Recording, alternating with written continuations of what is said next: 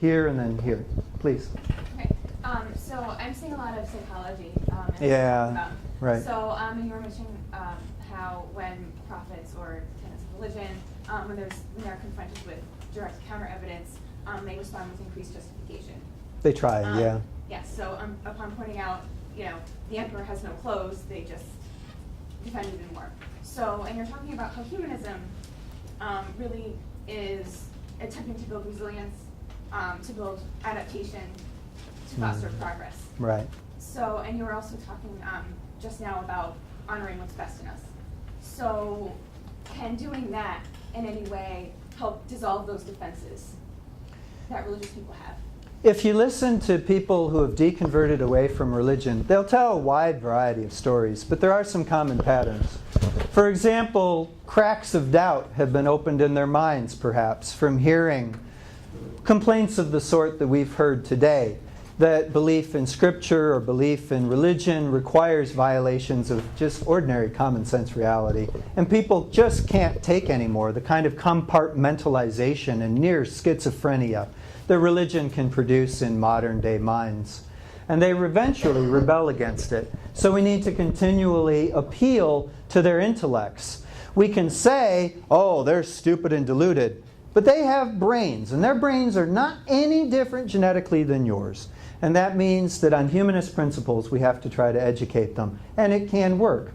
If you want to appeal to them morally, some of the best examples of luring people away from religion is when a religious person sees somebody that they take to be a perfectly good citizen, a great friend, a help to the community, and they find out that person's an atheist. It's like, wow, you can be good without God. I can be good without God if they can be good without God. So again, by appealing to what is best, by trying to be good humanists, we can at least be true to our own principles and try to be shining examples to lure people away from being religious. And I think by this combination of appealing to both the head and the heart, we really try to be the best lures that we can to religious people. And there is some psychology involved. Fortunately, we're not alone. We've got the social sciences, again, giving us some guidance at what's going on, how religion is perpetuating itself, and what we might try to do to offer plausible alternatives. Nor is this a sudden new demand placed upon atheists. Guess what? Free thought and rationalism has been doing this since the Greeks, right? So we've got lots of shining examples, lots of people to follow in their footsteps of respectful dialogue and good behavior that we as atheists and rationalists can follow. Here, yeah. How do you come for a lack of authority or sense of leadership which most people seek in humanity? Because as we know, morals is heavily subjective. So there's always a difference of opinion. So with respect to religion, you always have some kind of authority which says this is absolute. There's always a last answer, isn't there? In humanism, how we resolve such conflicts.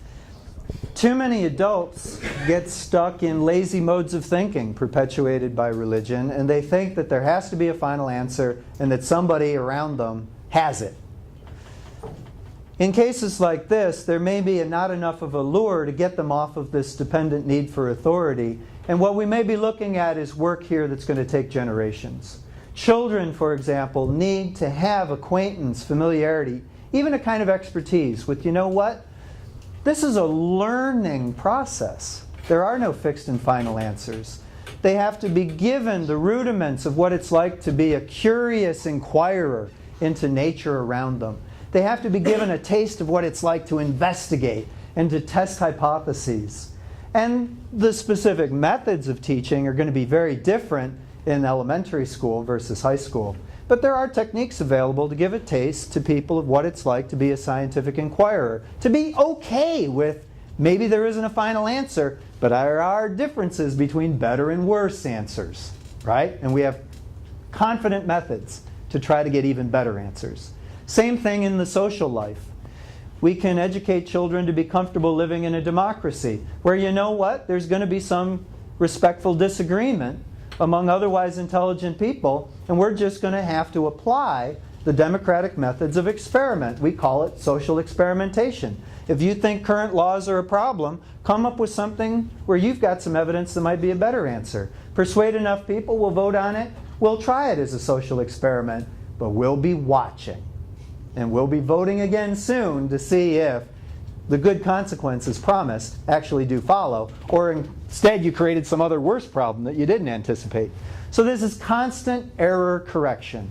And modern peoples using modern intelligence, both in science and in culture, are just going to have to be comfortable with the idea that there is no final authority command center.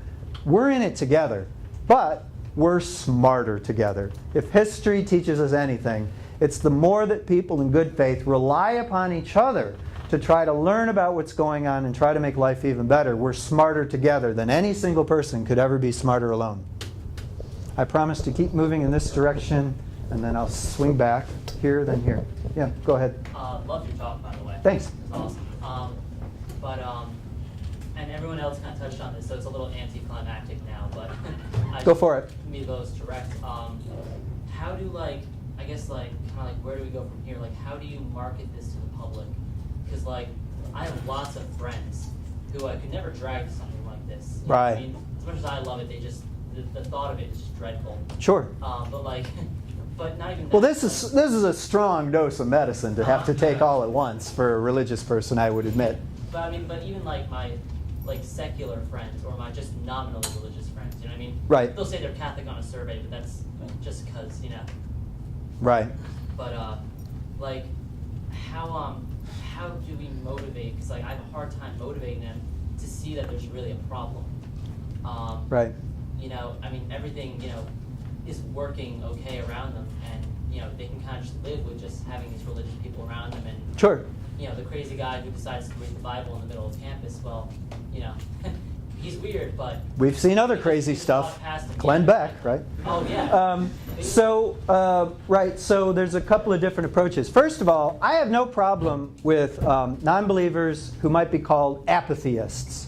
You're describing an apatheist. Yeah. Somebody who just doesn't care about religion. They have no interest in being religious themselves, and so long as life is going fine, they're not complaining. They're not out there trying to deconvert or right. They just don't need religion. And in fact, the long-term goal of a secular society is to produce a society where everyone's an apatheist.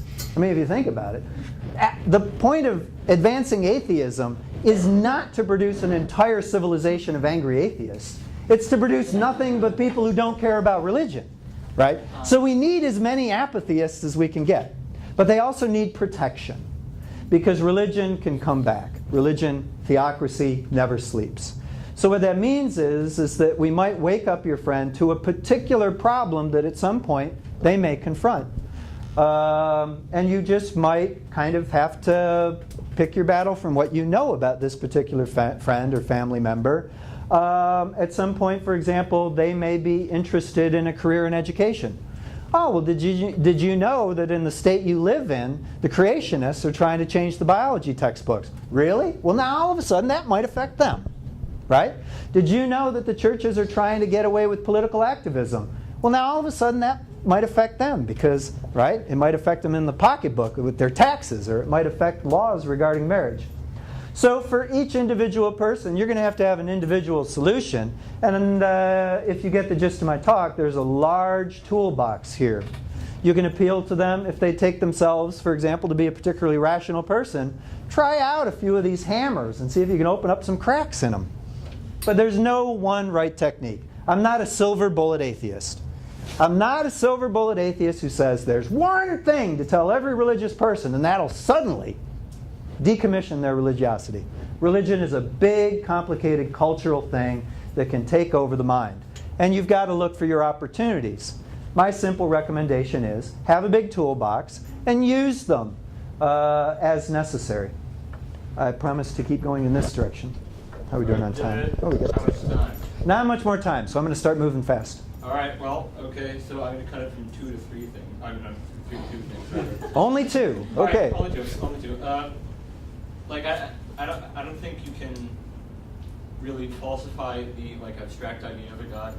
Like you can maybe falsify particular gods, like in the way that Epicurus did, if you assume certain things about that god. But Right. I don't think you can falsify the idea of a god in general. Possibly. What's your next question? Oh yeah. Okay. It's not really so much of a question. Then I'm gonna have to stop you there because there are other people who have questions. All right. So, but you asked an excellent question, and it's enough to deal with.